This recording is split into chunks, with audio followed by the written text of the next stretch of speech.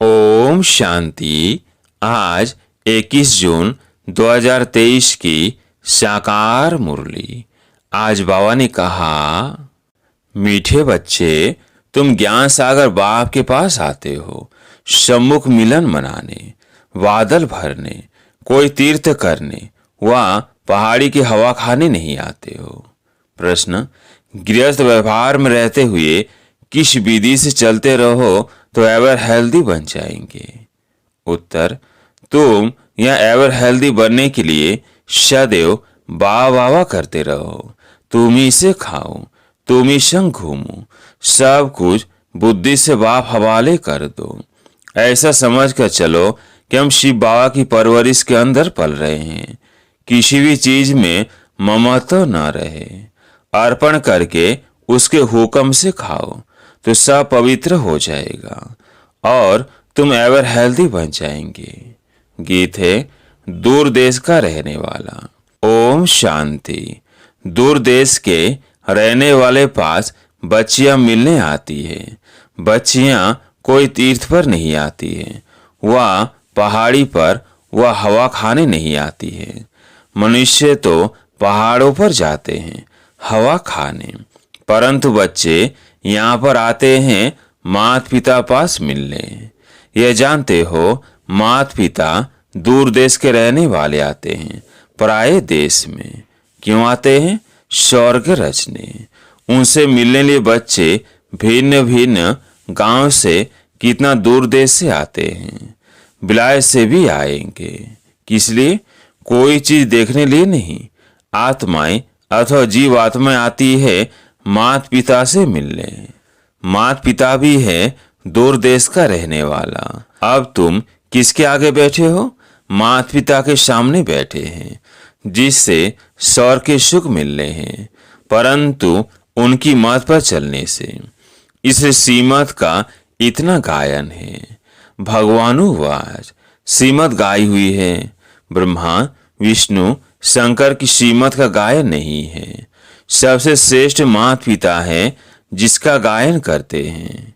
इस सृष्टि के रचयिता माता पिता का आह्वान करते हैं कि इस छीछी पति दुनिया में आओ, हमको पावन बनाओ। अब वो पराये देश में आया है, तुम भी पराये देश में बैठे हो। यह रावण का देश है।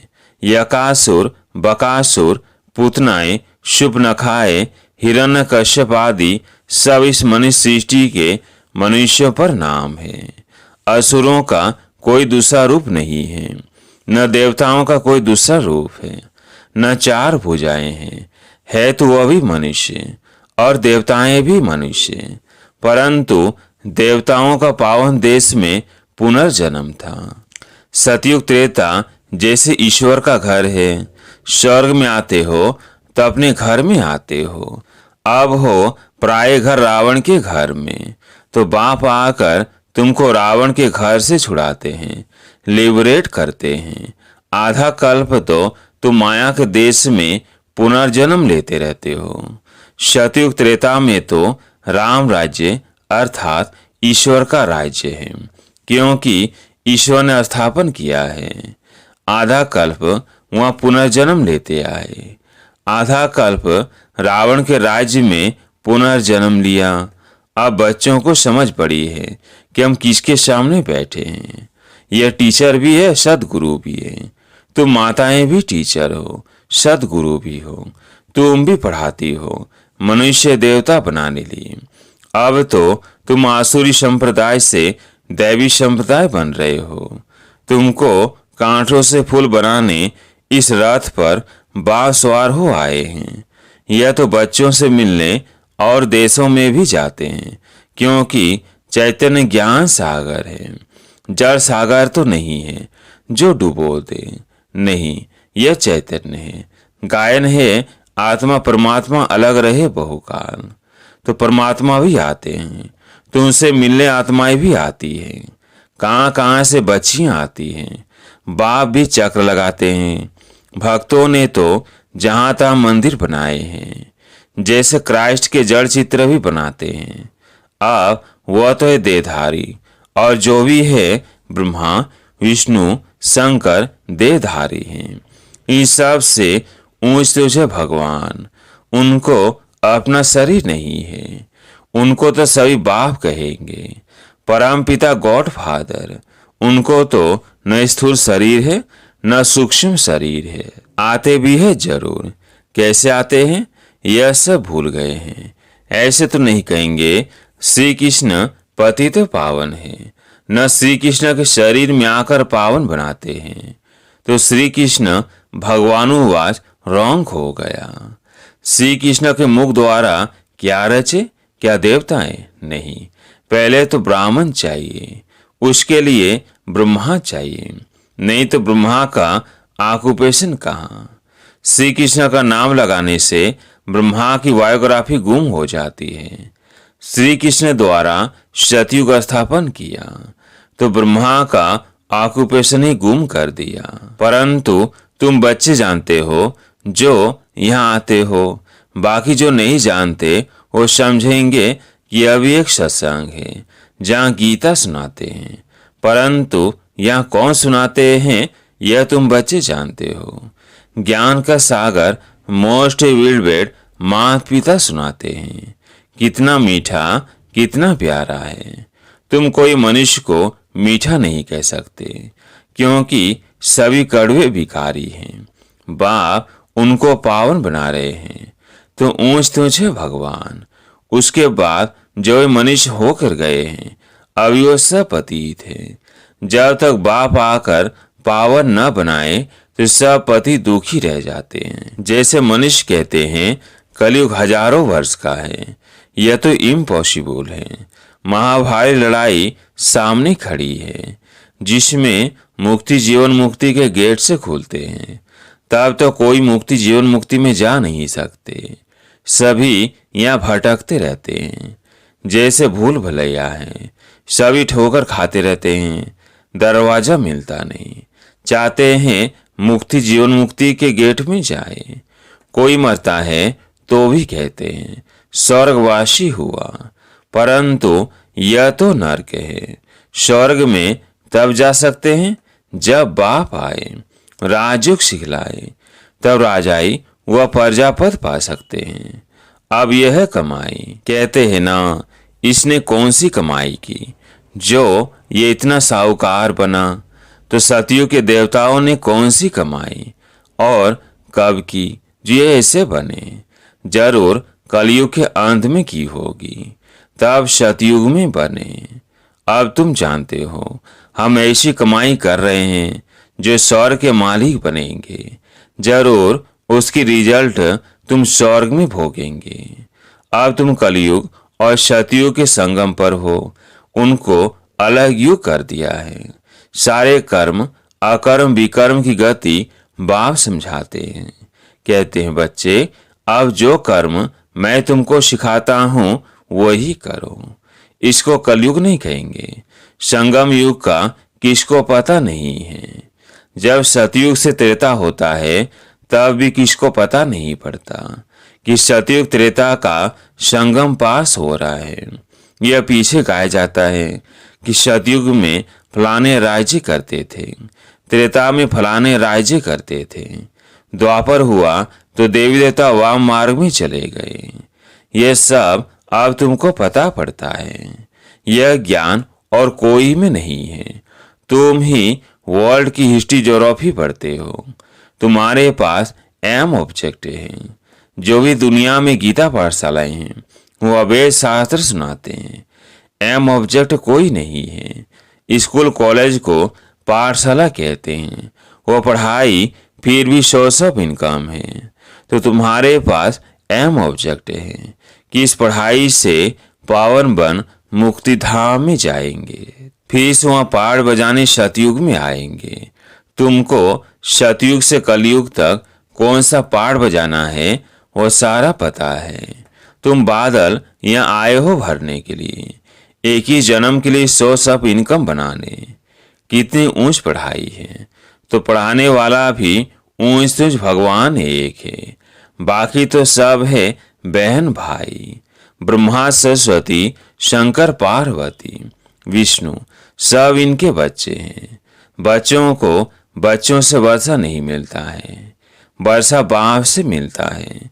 जो जैसा पुरुषार्थ करेंगे वैसा वर्षा मिलेगा। और पुरुषार्थ कितना सहज है। अच्छा, इतना ज्ञान नहीं सुना सकते तो 3 पैर पृथ्वी का लेकर छोटे कमरे में ही गीता पाठशाला खोल दो। बोर्ड में लिख दो, आकर बांस से 21 जन्मों के लिए वर्षा लो। छोटा बोर्ड ही लगाओ, उसमें लिखो कि 21 जन्मों के लिए स्वर की बादशाह ही तुम्हारा ईश्वरीय जन्म सिद्ध अधिकार है। भल आकर पूछो, तुम जिसको माता पिता कहते हो वह तो जरूर स्वर का रचता है, तो तुमको जरूर स्वर का वर्षा मिलना चाहिए। वो कहते हैं निरंतर मुझे याद करो और सबको भूलो। इनके साथ रहते हुए, सामने देखते हुए बुद्धि वहां लगानी है। बाबा का फरमान मिलता है तो सिर पर रखना चाहिए ना।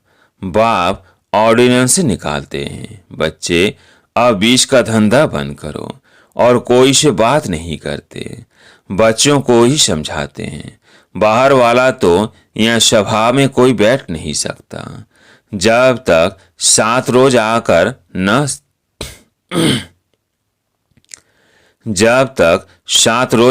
न समझे। कहानी है ना, वानप्रस्थ में जब तक 7 रोज आकर न समझे। कहानी है ना, इंद्रप्रस्थ में पुखराज परी एक पतित मनुष्य को ले आई तो उनको सजा मिल गई। तो यह कायदा नहीं, जब तक 7 रोज भट्टी में नहीं डाला है, भट्टी में शौच होने बिगर बैठ नहीं सकते। हाँ, कोई बड़े मनुष्य मिलने को आते हैं, सुनते तो है ना। सुबह का क्लास देखें तो ऊपर से पूछ कर सीमा से बताते हैं, देखते हैं अच्छा है, उल्टा नहीं उठाएगा तो उनको थोड़ा पहले समझाया जाता है, फिर आने की छुट्टी देनी पड़ती है। तुम सबको समझाओ कि हमारे माता पिता है जिससे स्वर के सुख मिलते हैं। यह बाप, टीचर, सदगुरु तीनों हैं। तुमको जैसे 3 इंजन मिले हैं, इसी समय तीनों इकट्ठे मिलते हैं। वहां तो अलग अलग मिलते हैं। पहले बाप, फिर टीचर और वृद्ध अवस्था में गुरु करते हैं। तुम अब किसकी परवरिश के नीचे हो? शिव बाबा की, क्योंकि तुम्हारे पास जो कुछ भी है वो शिव बाबा को अर्पण किया है। तुम्हारी परवरिश जैसे कि शिव बाबा के भंडारे से होती है। तुमने अपना सब कुछ शिव बाबा को दान किया है, अब उनसे ही तुम पलते हो। कितना पवित्र अन्न मिलता है, ऐसे कभी होता नहीं। जो कोई धर्म यानी दान करे उससे ही उनकी परवरिश हो। वह तो जिसको दान करते वो खा जाता है। यहाँ तो तुम शिव बाबा को देते हो तो कितना पवित्र बन जाता है, इससे तुम्हारी परवरिश होती है। बाप कहते हैं घर में रहकर ऐसा समझो सब बाबा का है, ऐसे समझ खाते हो तो हूबहू तुम शिव के भंडारे से खाते हो। इसमें कोई ममत तो नहीं, बाप का समझते हो, बाप का दिया हुआ है, बाप को अर्पण किया हुआ है, उनके हुक्म से खा रहे हैं। भल बैठा घर में है परंतु शिव के भंडारे से खाते हैं। कहते हो ना तुम्हें से खाऊं, तुम्हें से घूमूं। बाबा कहने से उनसे योग लगा रहेगा, एवर हेल्दी बन जाएंगे। यह है हेल्दी बनने की सैनिटरियम। उस सैनिटरियम में सारी आयु थोड़ी रहती है, थोड़ा टाइम रहकर चले जाते हैं। यहाँ तो तुम बैठे हुए हो, एवर हेल्दी एक ही जन्मों लिए बनते हो। यहाँ आते हो किस लिए? आधा कल्प लिए, ever healthy, ever wealthy, ever happy बनने लिए। इस ख्याल से आते हो ना। यहाँ हवा खाने लिए वह तीर्थ करने तो नहीं आते हो। यहाँ आते हो शिव बाबा के पास। बाबी आते हैं पराये देश पराये तन में। गीता जो गाई हुई है कुछ तो राइट होगा। आह्वान करते हैं बाप के आने लिए तो जरूर उनको पति से पावन बनाने लिए आना पड़े।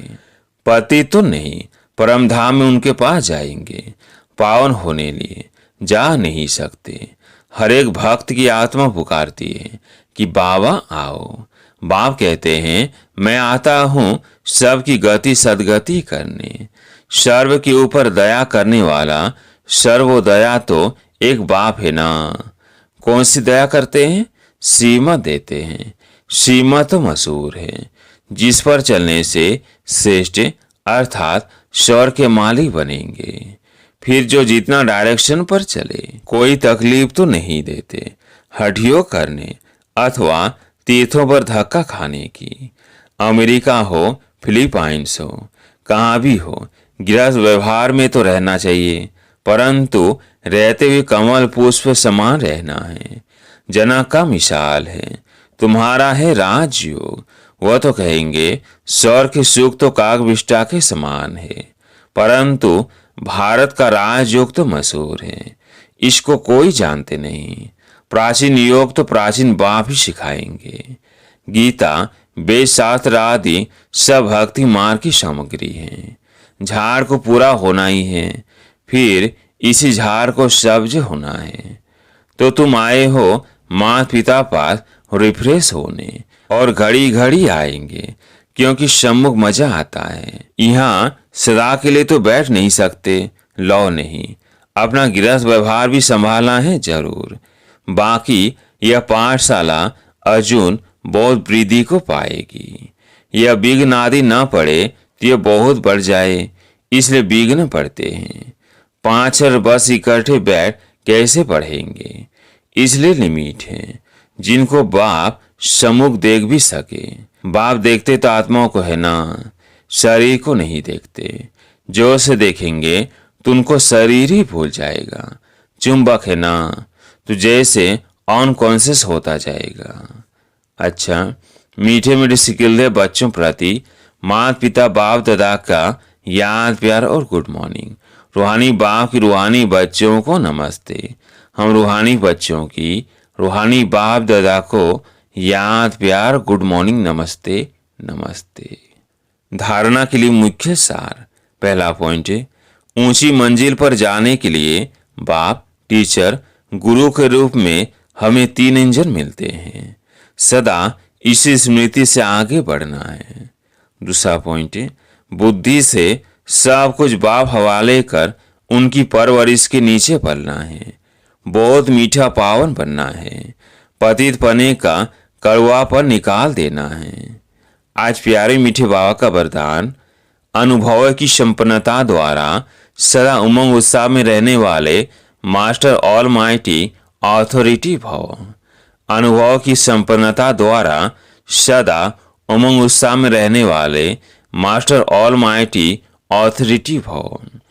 अनुभव बड़े से बड़ी ऑथोरिटी है।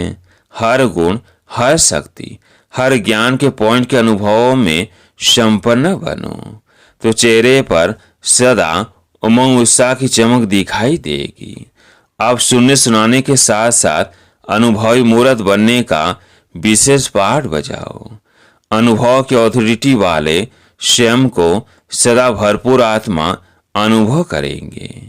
जैसे बीज भरपूर होता है, ऐसे ज्ञान, गुण, शक्तियां सब में भरपूर होने के कारण मास्टर ऑल माइटी ऑथोरिटी बन जाते हैं। स्लोगन, अमृत वेला विशेष प्रभु पालना की बेला है, इसका महत्व जान पूरा लाभ लो। अमृत बेला विशेष प्रभु पालना की बेला है, इसका महत्व जान पूरा लाभ लो।